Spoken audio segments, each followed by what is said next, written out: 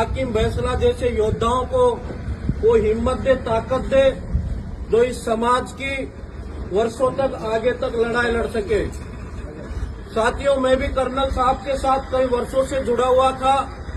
हमारी भी पीड़ा थी कि समाज में कर्नल साहब के बाद कोई ऐसा नेतृत्वकर्ता निकल कर आए जो हम सबकी लड़ाई लड़े, सबको साथ लेकर चले, क्षेत्र की लड़ाई लड़े।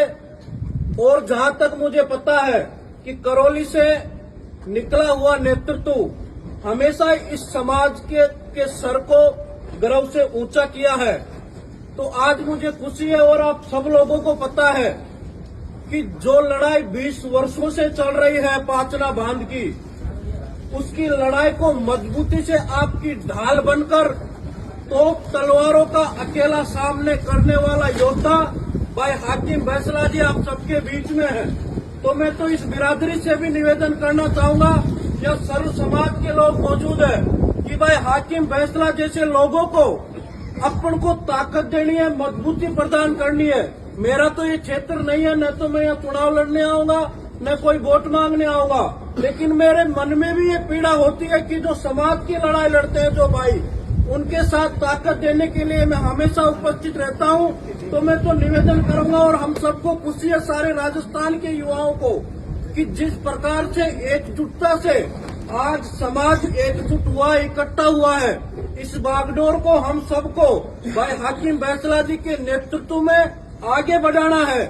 जब भी ये आवाज लगाए, क्योंकि ये आपकी लड़ाई निस्वार्थ और ईमानदारी भाव से लड़ रहे हैं। आप देख रहे होंगे कि जो लड़ाई सरकारों से लड़ी जा रही है, वो विपक्षी लोग जो अपने आप, जबकि हमारे वो विपक्षी नहीं है, फिर भी वो भाई हाकिम फैसला को विपक्षी मानकर, एक अपना दुश्मन मानकर किस तरह का प्रहार कर रहे हैं। तो साथियों, आप सभी से निवेदन करूंगा कि हम सबको सर्व समाजों को साथ लेकर चलना है।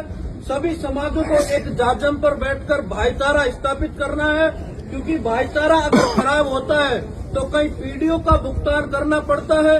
और मैं जो हमारा जो समझते हैं कि ये हमारे खिलाफ है, उनसे भी, उन भाइयों से मैं निवेदन करना चाहूंगा कि आप भी भाईचारे की पहल करें। और मैं एक उदाहरण देना चाहूंगा कि भाई नरेश मीणा जी ने ये बात बोली थी खुले मंच से कि जिन लोगों के बीच में जिनकी जमीन गई, जिनके खेत में बांध बने हुए हैं, पहले उस बांध पर उनका अधिकार है।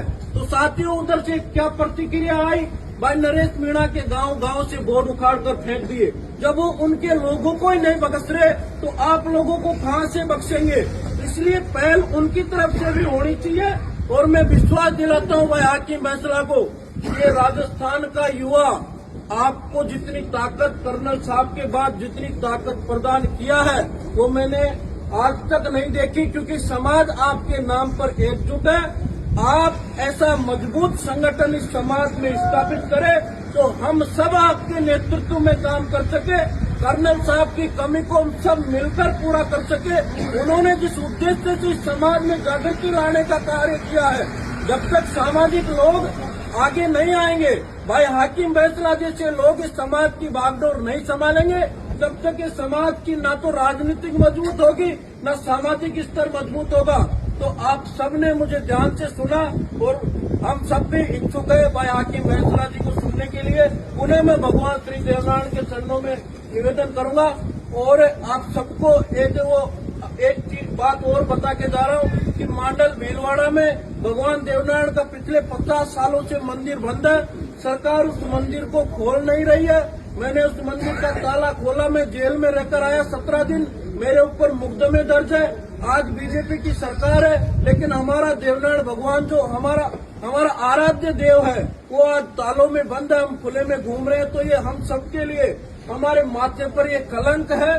तो मैं इस बिरादरी से, सर्व हिंदू समाज से भी निवेदन करूंगा कि आप सभी भगवान देवनारायण मंदिर के पट खुलवाने की कृपा करें। सरकार से भी निवेदन करूंगा कि देवनारायण भगवान का मंदिर जो मांडल में 50 वर्षों से बंद है, मांडल राव जी ने मांडल बसाया था, वो मंदिर आज बंद है। ये बड़ा दुर्भाग्य है। मैं निवेदन करूंगा कि समय रहते हमारी वो भी मांग पूरी की जाए, वरना फिर हम आगे की रणनीति बनाकर आंदोलन मजबूती से करेंगे।